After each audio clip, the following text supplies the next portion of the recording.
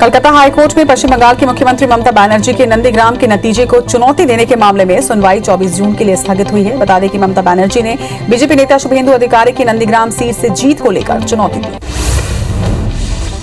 PM Modi ने आगे कहा कि ये वायरस हमारे बीच अभी भी है और इसके म्यूटेंट होने की आशंका भी बनी हुई है। इसलिए हर इलाज और सावधानी के साथ आने वाली चुनौतियों से निपटने के लिए हमें देश की तैयारियों को बढ़ाना होगा। इसी लक्ष्य के साथ देश में 1 लाख फ्रंटलाइन कोरोना वॉरियर तैयार करने का महाअभियान शुरू किया जा रहा है। प्रधानमंत्री नरेंद्र मोदी ने वीडियो कॉन्फ्रेंसिंग के जरिए कोविड-19 फ्रंटलाइन वर्कर्स के लिए विशेष प्रशिक्षण कार्यक्रम का शुभारंभ किया। इस शुभारंभ के साथ 26 राज्यों के 111 प्रशिक्षण केंद्रों में इस कार्यक्रम की शुरुआत हुई।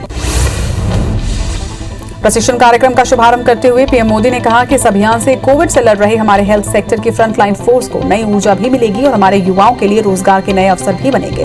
कोरोना से लड़ रहे वर्तमान फोर्स को सपोर्ट करने के लिए देश में करीब 1 लाख युवाओं को प्रशिक्षित करने का लक्ष्य रखा गया है। कोरोना काल में भी प्रधानमंत्री नरेंद्र मोदी की लोकप्रियता में कमी नहीं आई है। रिपोर्ट में खुलासा हुआ है कि पीएम मोदी आज भी दुनिया भर में सबसे ज्यादा पसंद किए जाने वाले नेताओं में पहले स्थान पर हैं। अमेरिकी डेटा इंटेलिजेंस फर्म की तरफ से किए गए एक सर्वे के अनुसार पीएम मोदी की ग्लोबल अप्रूवल रेटिंग 66% है, जो कि अन्य वैश्विक नेताओं से आगे है। आईएमए के सदस्यों ने डॉक्टर पर हो रहे हमले को लेकर दिल्ली, वडोदरा, एम्स समेत देश भर के सभी एम्स के बाहर विरोध प्रदर्शन किया। प्रदर्शन के दौरान सभी ने डॉक्टर पर हो रहे हिंसा से बचाने के लिए केंद्रीय कानून बनाने की मांग रखी। आईएमए के डॉक्टर रंजन शर्मा ने कहा कि सरकार की तरफ से जवाब नहीं आया। अस्पताल को सेफ जोन घोषित करने की मांग 10-12 सालों से है। इंडिया और न्यूजीलैंड के बीच आज से साउथहैम्पटन के द एजेस बाउल स्टेडियम में आईसीसी वर्ल्ड टेस्ट चैंपियनशिप का फाइनल मैच खेला जाएगा। इसके लिए टीम इंडिया की प्लेइंग 11 घोषित कर दी गई है। विराट कोहली की कप्तानी में भारतीय टीम 2 स्पिनर्स और 3 तेज गेंदबाज के साथ उतरेगी। बता दें कि मैच में रोहित शर्मा और शुभमन गिल ओपनिंग करेंगे। केंद्र सरकार के साथ चल रही तनातनी के बीच ट्विटर के अधिकारी आज संसदीय स्थायी समिति के सामने पेश होंगे। समिति की बैठक आज शाम 4 बजे संसद भवन में बुलाई गई है। समिति की बैठक का एजेंडा तो नागरिक अधिकार और महिला सुरक्षा के आलोक में सोशल मीडिया प्लेटफॉर्म का दुरुपयोग है, लेकिन मौजूदा हालात में समिति की बैठक अहम हो गई है। पूर्वोत्तर भारत के अलग अलग हिस्सों में आज तड़के भूकंप के झटके महसूस किए गए। रिएक्टर स्केल पर 4.1, 3.0 और 2.6 की तीव्रता वाले भूकंप ने असम, मणिपुर और मेघालय में महसूस किए गए। नेशनल सेंटर फॉर सिस्मोलॉजी की ओर से ये जानकारी दी गई। भूकंप के झटकों से अभी तक जानमाल के नुकसान की खबर नहीं है। केंद्र सरकार के लाए गए नए कृषि कानूनों के खिलाफ जारी किसान आंदोलन को 6 महीने से ज्यादा समय हो चुका है। इस दौरान केंद्र सरकार और किसान नेताओं के बीच कई बैठकें हुई, लेकिन कोई भी हल नहीं निकल पाया। अब हरियाणा के सीएम मनोहर लाल खट्टर ने किसानों के आंदोलन को लेकर बड़ा बयान दिया। उन्होंने कहा कि शांति के साथ आंदोलन से उनको कोई आपत्ति नहीं, लेकिन प्रदर्शन स्थल अब महिलाओं के साथ बदसलूकी का अड्डा बन चुका है। कोरोना संक्रमण की तीसरी लहर का बच्चों पर ज्यादा असर नहीं होगा। WHO और एम्स ने अपने सीरो प्रेवलेंस सर्वे में इस बात का दावा किया। कोरोना के खतरनाक वेरिएंट को देखते हुए भारत में तीसरी लहर की आशंका व्यक्त की जा रही है, लेकिन अब नए अध्ययन में WHO और एम्स का दावा राहत देने वाला है। दिल्ली दंगा मामले में 3 आरोपियों की जमानत के खिलाफ आज दिल्ली पुलिस की याचिका पर सुप्रीम कोर्ट में सुनवाई हुई। सुप्रीम कोर्ट ने हाई कोर्ट के फैसलों के खिलाफ पुलिस की अपील पर उत्तर पूर्वी दिल्ली में हुए दंगों के मामले में जमानत पाने वाले 3 छात्र कार्यकर्ताओं को नोटिस जारी किया है। सुप्रीम कोर्ट ने कहा कि दूसरे मामलों में ऐसी ही राहत पाने के लिए इस्तेमाल नहीं किया जाएगा। बंगाल में अब चुनाव को लेकर याचिका का दौर शुरू हो चुका है। आज भाजपा नेता और पश्चिम बंगाल विधानसभा में विपक्ष के नेता शुभेंदु अधिकारी ने एक याचिका दायर की। इसमें विधानसभा अध्यक्ष को 83 कृष्णानगर उत्तर विधानसभा क्षेत्र में से विधायक और तृणमूल कांग्रेस के नेता मुकुल रॉय को अयोग्य घोषित की मांग की है।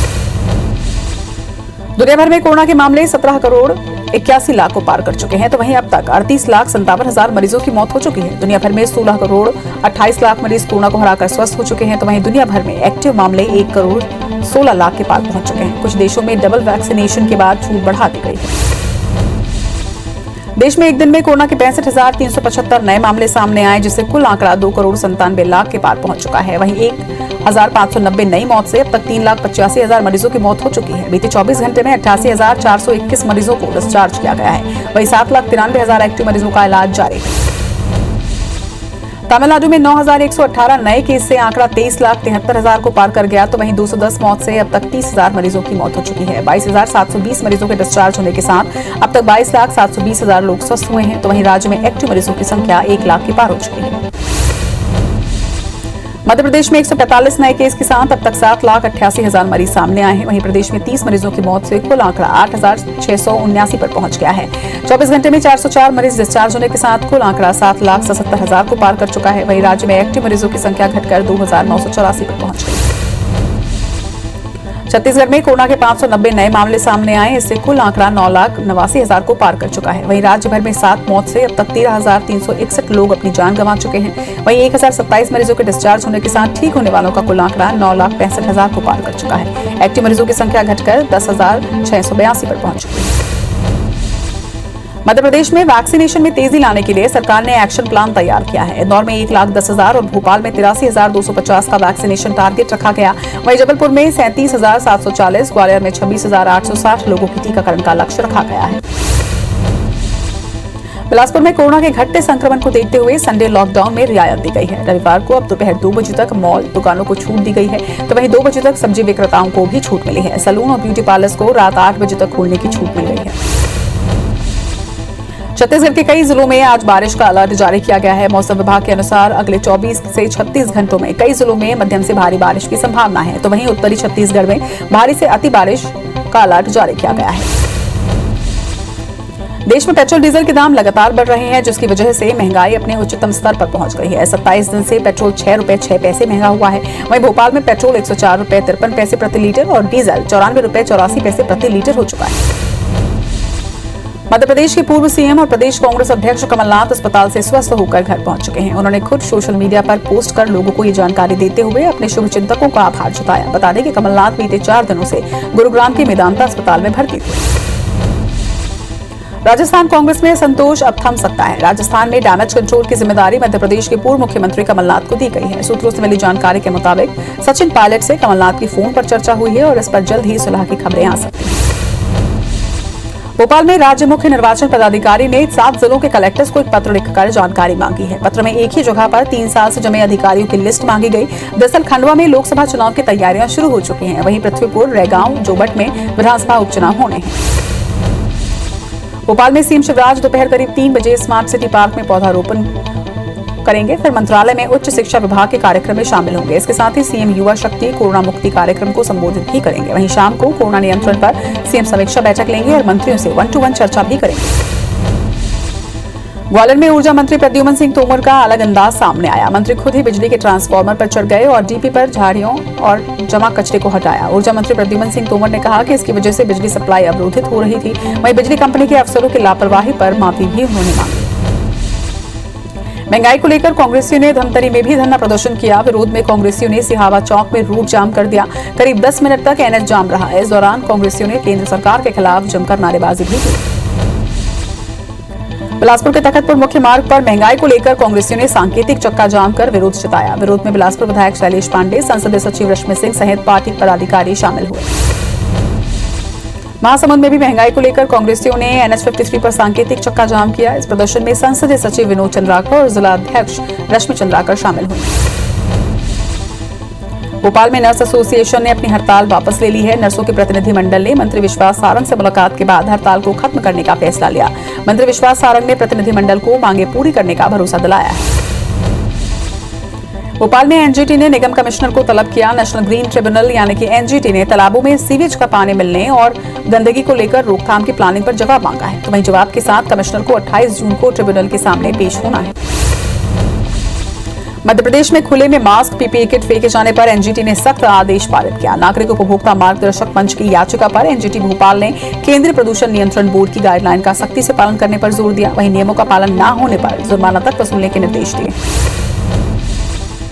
भोपाल में आईएएस लोकेश कुमार जांगीर ने डीजीपी से सुरक्षा की गुहार लगाई है। लोकेश कुमार का कहना है कि कोई अज्ञात व्यक्ति फोन करके उन्हें धमकी दे रहा है। इसके साथ ही उन्होंने मेल करके भी डीजीपी से खुद की और परिवार के लिए सुरक्षा मांगी है।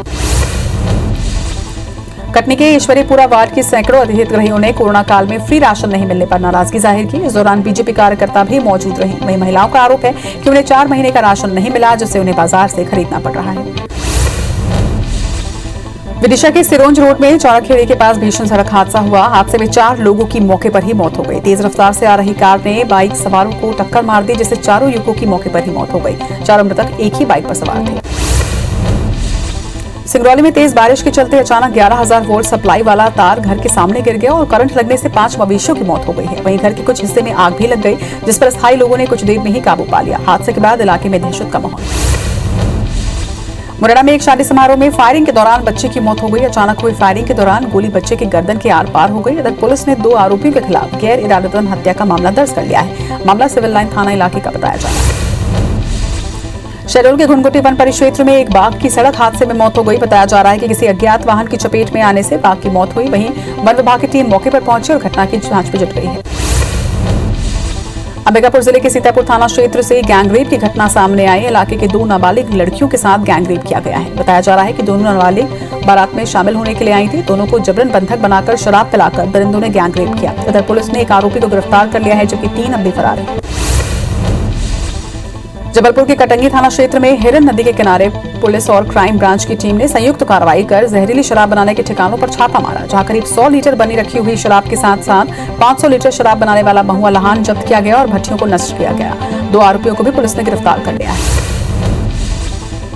उज्जैन के दमदमा क्षेत्र के उधार के पैसे वसूलने के लिए प्रेमी ने ही महिला के बच्चे का अपहरण कर लिया। सीसीटीवी फुटेज के आधार पर वारदात के तुरंत बाद पुलिस ने आरोपी सहित बच्चे को खोज निकाला। आरोपी ने महिला मित्र को दिए 5,000 रुपए वसूलने के लिए कदम उठाया था। वहीं एएसपी डॉक्टर रविंद्र वर्मा ने बताया कि आरोपी को गिरफ्तार कर पूछताछ की जा रही है। बलौदाबाजार में बहुचर्चित मेवा चोपड़ा ठगी कांड के फरार आरोपी को पुलिस ने गिरफ्तार कर लिया है। आरोपी ने नौकरी लगाने के नाम पर 20 करोड़ रुपए की ठगी की थी। मुख्य आरोपी अशोक पांडे को पुलिस ने इलाहाबाद से गिरफ्तार किया। वहीं अशोक पांडे ने 2017-18 में जिले के करीब 200 लोगों को ठगी का शिकार बनाया था।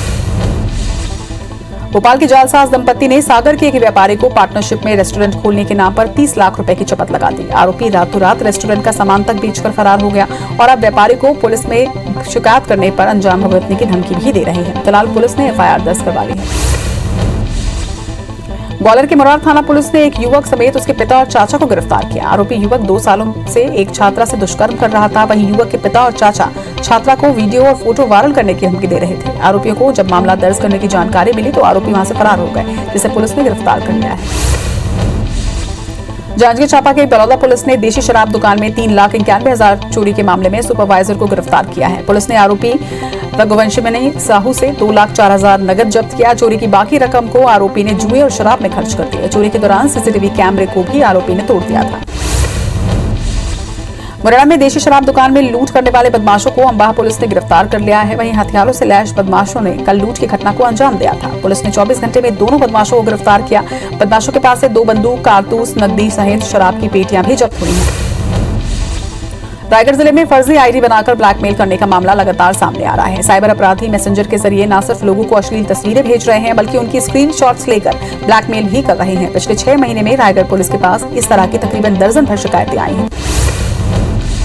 बिलाईगढ़ में संक्रमित आरोपियों के चक्कर में 4 जवान कोरोना पॉजिटिव हो गए हैं। कोविड सेंटर से भागे आरोपियों को जवानों ने गिरफ्तार किया था, जिसके बाद 4 जवान पॉजिटिव पाए गए। 4 जवानों के संपर्क में आए 15 और जवानों का कोरोना टेस्ट किया जाएगा। रायपुर के भाटा गांव में 50 करोड़ की लागत से नया अंतर्राज्यीय बस स्टैंड बनाया गया है। नया बस टर्मिनल असामाजिक तत्वों का अड्डा बन गया है। सुने पड़े स्टैंड भवन के सैकड़ों कांच की खिड़कियों और बिजली के सामान तोड़ दिए गए। वहीं कुछ सामानों की चोरी भी होने बताई जा रही है। इंदौर में रेल हादसा होते होते टल गया। अम्बेडकर नगर इंदौर रतलाम डेमो ट्रेन पटरी से उतर गई। पूरी घटना राजेंद्र नगर रेलवे स्टेशन की बताई जा रही है। सूचना के बाद रेल राहत सेवा और अधिकारी मौके पर पहुंचे और हादसे के समय पूरी ट्रेन खाली थी। गली में मध्य प्रदेश के पूर्व सीएम दिग्विजय सिंह का बड़ा बयान सामने आया है। दिग्गी ने कहा कि 15 सालों से प्रदेश में माफियाओं का राज बढ़ गया है। उन्होंने राज्य सरकार पर हमला बोलते हुए कहा कि भोपाल में रेत माफिया, जंगल माफिया और बिल्डर माफिया सक्रिय है। ग्वालियर के कोविड प्रभारी प्रद्युमन सिंह तोमर सुबह 4 बजे पीपीई किट पहनकर कोविड-19 की कोल्ड ओपीडी और सुपर स्पेशलिटी हॉस्पिटल का निरीक्षण करने के लिए पहुंचे तो मौके पर डॉक्टर नदारद पाए गए। वार्ड बॉय के भरोसे अस्पताल था, जिसे देखकर मंत्री नाराज हुए और डॉक्टरों को फटकार भी लगाई। खरगोन में पूर्व कृषि मंत्री और विधायक सचिन यादव ने कसरावद के ऑक्सीजन प्लांट का शुभारंभ किया। ये प्लांट सामुदायिक स्वास्थ्य केंद्र के कोविड सेंटर में 46 लाख रुपए की लागत से बनाया जाएगा। इस दौरान एमएलए ने कहा कि क्षेत्र में ऑक्सीजन की कमी से अब किसी भी मरीज की जान नहीं जाएगी। जशपुर जिले के मयूर नाचा में तेंदुपत्ता संग्राहक परेशान है। ठेकेदार और फर प्रभारी की मनमानी की वजह से तेंदुपत्ता खरीदी यहां पर बंद है। तेंदुपत्ता संग्राहकों ने जंगलों में पसीना बहाकर तेंदुपत्ता संग्रहण किया था, लेकिन अब इस तेंदुपत्ता को खरीदी से इनकार किया जा रहा है। इसकी वजह से अब तेंदुपत्ता संग्राहक आंदोलन की राह पर हैं। उज्जैन का महाकालेश्वर मंदिर भक्तों के लिए 28 जून से खोल दिया जाएगा, मगर श्रद्धालुओं को दर्शन के लिए ऑनलाइन बुकिंग के साथ ही वैक्सीनेशन का प्रमाण भी दिखाना होगा। ऑनलाइन बुकिंग में 7 स्लॉट में 500 श्रद्धालु दर्शन कर सकेंगे। दर्शन के लिए एक बार में 7 लोगों को प्रवेश की अनुमति होगी। वहीं गर्भगृह और नंदी हॉल में भक्तों का प्रवेश निषेध होगा। ओलंपिक के लिए भारतीय महिला हॉकी टीम का चयन हो चुका है, जिसमें ग्वालियर से 3 महिला खिलाड़ियों का चयन हुआ है, जिसमें पी सुशीला चानू, मोनिका और वंदना कटारिया को टीम में शामिल किया गया है। बता दें कि तीनों ही खिलाड़ी ग्वालियर हॉकी अकेडमी से खेल चुके हैं। दिल्ली सराफा बाजार में गुरुवार को सोना 861 रुपए से गिरकर 46,863 रुपए प्रति 10 ग्राम पर रहा। जानकारी के अनुसार पिछले दिनों सोना 47,724 पर बंद हुआ था। चांदी की कीमत भी गिरकर 68,798 पर पहुंची है। वहीं अंतर्राष्ट्रीय बाजार में सोना गिरावट दर्शाता $1,810 प्रति औंस रहा। सप्ताह के आखिरी कारोबारी दिन शेयर बाजार बढ़त के साथ खुले। आज सेंसेक्स 244.74 अंक और निफ्टी 65.1 पॉइंट ऊपर खुला। लेकिन जाने माने बिजनेसमैन गौतम अडानी की कई कंपनियां शेयर मार्केट में आज भी गिरावट के साथ नजर आई। बीते दिन भी बाजार गिरावट के साथ बंद हुए थे। सेंसेक्स 178.65 पॉइंट नीचे पर बंद हुआ था। वहीं दूसरी तरफ 76.15 अंक के साथ बंद हुआ। नेपाल के तराई और पहाड़ी इलाकों में पिछले कुछ दिनों से हो रही तेज बारिश के चलते सिंघुपाल्चोक जिले के मेलाची नदी में बाढ़ आ गई, जिसमें से 3 भारतीयों समेत 20 लोग लापता हैं। बताया जा रहा है कि बाढ़ में फंसे 74 लोगों को बचा लिया गया। वहीं बता दें कि कुछ दिनों से नेपाल में बाढ़ और भूस्खलन की घटनाएं बढ़ गई हैं। मौसम विभाग ने कोशी, नारायणी, कर्णाली और महाकाली के साथ कुछ नदियों और नालों में बाढ़ की चेतावनी भी दी है। ईरान में आज राष्ट्रपति चुनाव के लिए वोटिंग हो रही है। कुल 4 कैंडिडेट मैदान में हैं, जिनमें से 60 साल के धर्मगुरु और चीफ जस्टिस इब्राहिम रईसी का पलड़ा भारी नजर आ रहा है। बता दें कि नए राष्ट्रपति का कार्यकाल अगस्त में शुरू होगा।